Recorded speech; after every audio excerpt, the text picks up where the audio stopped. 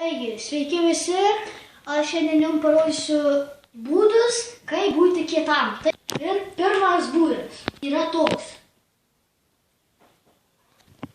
Ašgi kietas, ar ne? Ne, man kažko trūksta. Taigi, viskas gerai, tik trūksta aprangėlis. Taigi, dabar kažkas panašaus.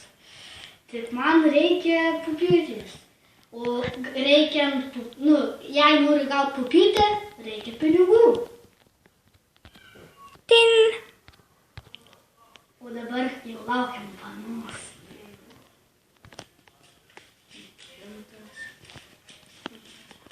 100 milijonas. Mano. O čia tai super duper.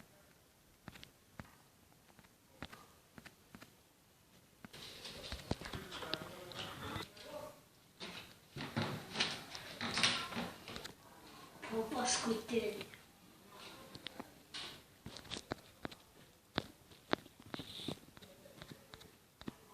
Įjungsim TV.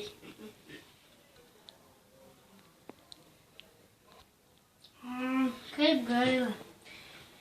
Taip gerai būti kietu. Gaila, kad grįžau į pradinį gyvenimą.